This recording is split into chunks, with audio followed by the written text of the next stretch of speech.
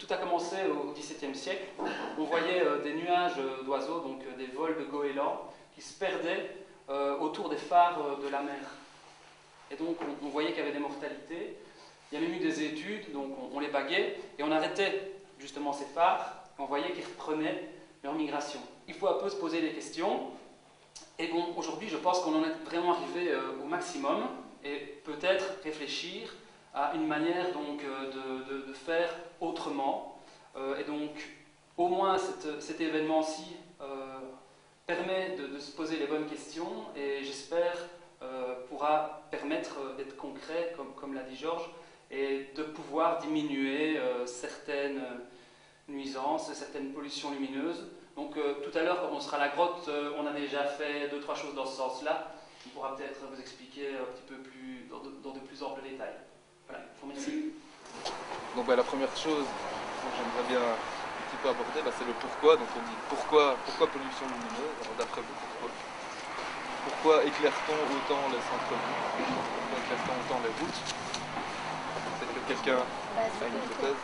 Voilà, alors au niveau de la sécurité, la criminalité, l'homme a toujours eu peur du noir, ça on pense à le rassurer très fort d'avoir de la lumière autour de lui. Mais dans la pratique, que ce soit sur la criminalité ou que ce soit sur la sécurité routière, quand les spécialistes abordent la sécurité routière sous tous leurs angles, ils se disent non. Est-ce que s'il y a clairement moins de mortalité sur les routes, les spécialistes nous disent que non. Que en fait ce serait plutôt le conducteur qui, en roulant à rythme constant, peu importe les conditions, son rythme est toujours le même, il prend toujours à peu près les mêmes risques. Ce qu'il va faire, c'est que sur une autoroute éclairée, au lieu de rouler à 100 km/h s'il n'y avait pas eu de luminosité, il va avoir tendance à augmenter sa vitesse. Alors,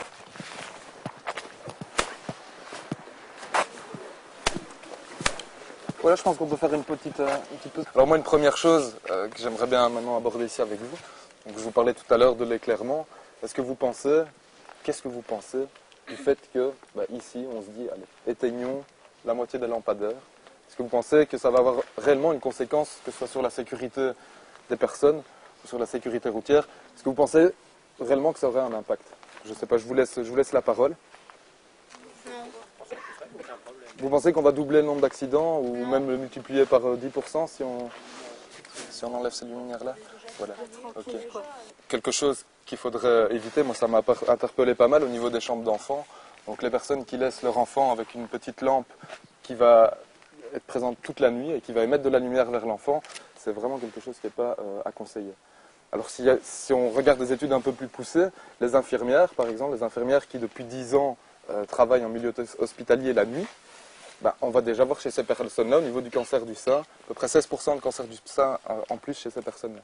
Alors chez les infirmières qui ont travaillé pendant 30 ans dans ces conditions-là, vous allez vous retrouver avec à peu près 30% d'augmentation au niveau du cancer du sein. Dans le noir, on voit le ciel originel. Vous allez voir la carte de la Belgique, c'est assez parlant.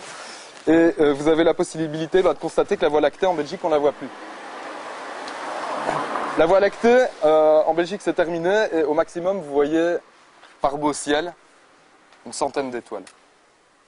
Donc c'est à peu près tout ce qui nous reste du ciel. Alors moi je vous propose quand même, j'ai publié 4 cartes. Et quand on est au niveau du rouge, vous êtes à moins de 100 étoiles visibles. Alors en Belgique on est pas mal embarqué. Mais on a quand même des circonstances atténuantes. En Belgique on a un réseau routier qui est d'une densité incroyable. Et la densité de la population belge c'est quand même quelque chose de pas courant. On n'est pas loin des Japonais au niveau de la densité de population. Okay.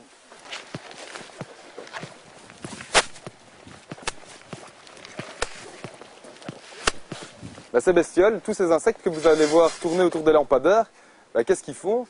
Ils sont complètement inhibés, ils tournent autour de ce truc, ils ne savent pas ce qu'ils font, et finalement, ils font rien.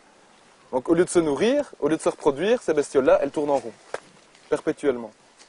Alors par nuit, c'est à peu près 150 insectes qui vont disparaître. Bon, les insectes, c'est quand même 2/3 des bestioles qu'on va retrouver sur la Terre. Ce sont des bestioles qui ont des fonctions bien précises dans les écosystèmes. On va aussi avoir une détérioration et une diminution de la biodiversité.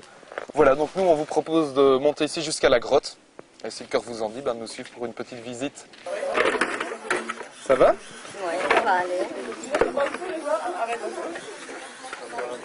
Faut qu'il tienne bien, hein. C'est plus sympa que de l'avoir qui... Je peux le régler, hein, si vous... Voilà, ben, je vous invite à descendre avec moi.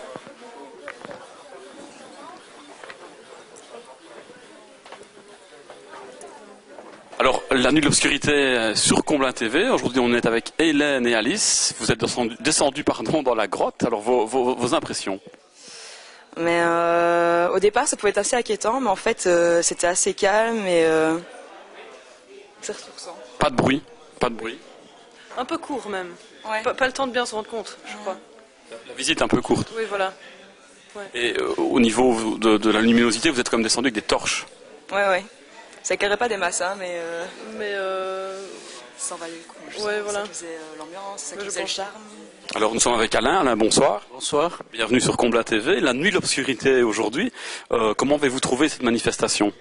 Très intéressante. L'obscurité n'était pas tellement là du fait de la pollution lumineuse dans les villes, mais l'instruction que vous nous avez donnée est fort intéressante. Et le fait de descendre dans la grotte, ça fait bizarre? Bizarre, oui, parce qu'on retrouve, ce n'était pas fait sur la visite de la grotte même, c'était pour retrouver le noir absolu. Et on l'a trouvé, et on s'y sent très bien du fait qu'on ne l'a plus nulle part. Une manifestation à refaire l'année prochaine. À refaire, pour lequel je serai présent sûrement. Alors nous sommes avec Anne-Marie de Géromont. Oui, voilà. C'est pas votre nom de famille de Géromont, c'est du village de Géromont. C'est du village de Géromont, oui, tout à fait. Vos impressions, Anne-Marie, sur cette promenade, cette balade pour la nuit de l'obscurité? C'est vrai qu'on s'aperçoit comme ça qu'il y a beaucoup d'abus au point de vue du luminaire. C'est assez impressionnant, quoi. Toute cette dépense d'énergie qui ne sert à rien, et se dire qu'on doit descendre dans les grottes pour trouver l'obscurité vraiment totale, c'est vrai que c'est triste, c'est dommage. Bonsoir Daniel. Bonsoir. Bienvenue sur la web TV de l'administration communale de Comblain-au-Pont. C'est une première pour nous, la nuit de l'obscurité. Alors, est-ce que ça vous a plu? Oui, beaucoup. Donc déjà la grotte, je ne connaissais pas. Je ne savais pas qu'il y en avait une, donc je l'ai découverte. Une partie, une salle? Oui, mais c'était bien. Et alors, au niveau de la documentation, je veux dire, sur l'éclairage public, la pollution lumineuse, est-ce que vous avez été sensibilisé à cette pollution lumineuse? Ah oui, certainement. Donc on a appris des choses. Donc on sait bien que maintenant, la pollution lumineuse, ça joue sur les animaux, même sur les êtres humains. Donc il faut en tenir compte. Clôture de la nuit de l'obscurité, on est avec Barnabé Eck, animateur à l'ASBL Les Découvertes de Comblain-au-Pont, pour l'ASBL Les Découvertes de Comblain-au-Pont. Alors Barnabé, ça s'est déroulé comment ce soir, ton impression? Ça s'est bien déroulé, je pense. On n'a pas eu de chute dans la grotte, on n'a pas eu d'accident, pas de blessés. L'obscurité, donc c'est déjà une très bonne chose. Non, je pense que on doit avoir, à mon avis, touché quand même quelques personnes, sensibiliser quelques personnes par rapport à la pollution lumineuse. C'était l'objectif, j'espère qu'on l'atteint un maximum.